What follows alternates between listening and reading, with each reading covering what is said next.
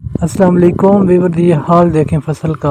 जहान खान बखर में ये फसल का हाल हो गया तूफ़ान और बारिश के साथ।